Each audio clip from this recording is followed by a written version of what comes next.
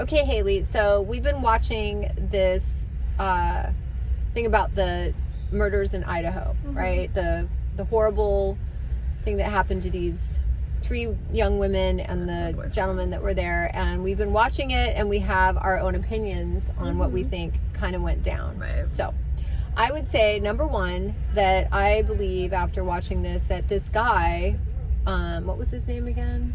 Burger. I'm gonna trash Brian. Yeah, that he was definitely interested in one of the girls upstairs. I believe he had a target for her, and that he had an interest in her, and we don't know if maybe he liked her and she rejected him at some point, but obviously something flipped a switch on him, and he already had that intention. He was studying criminology. He was studying serial killers.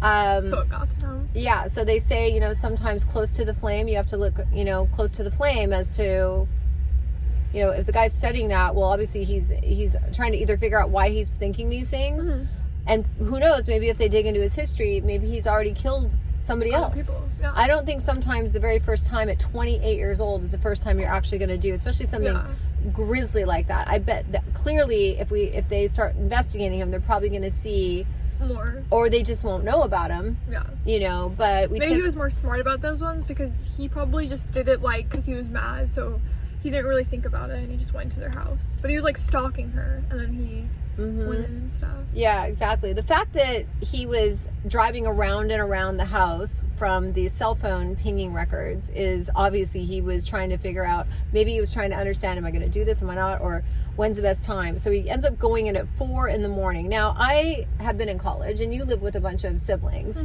You can hear things going on in the next room. I don't care how bulletproof your house is, you can hear things going on. Right. The house is in a mansion. This is just a regular, and it looks like a 70s, 80s house with thin walls.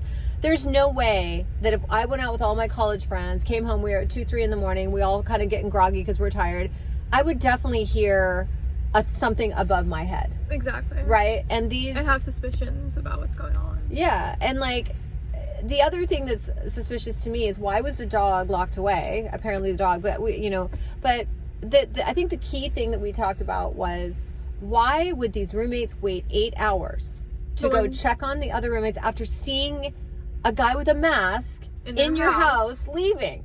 They didn't think to check on the other roommates that literally got murdered. Yeah. Just do logic.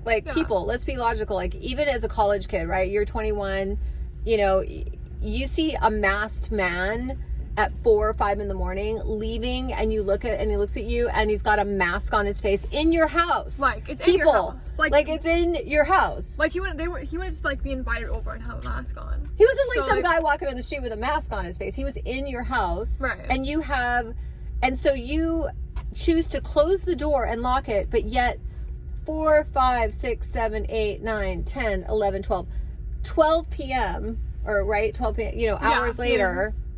It's 8 hours later, so in the afternoon, early afternoon, you then decide to call 911. That I can't understand. I don't care what anyone says. They could have just survived, because they bled out over time. We don't know if they would have gone up there like any normal person, in my opinion, would go, holy shit, there was a masked guy. Let me go up and see what's going on with my roommates, because I care about them, and I have 4 roommates or people upstairs. Right. Let me go up there and find out, number one, maybe, did we just get robbed? First thing I would think is, did we just get robbed, or who is that guy? Did you guys? Is everyone okay? You'd be asking them, did you see the masked man in our house at 4 in the morning? I don't understand that they're going to let these 2 people off the hook so easily. They shouldn't. They need to go in and go, what is the real deal here?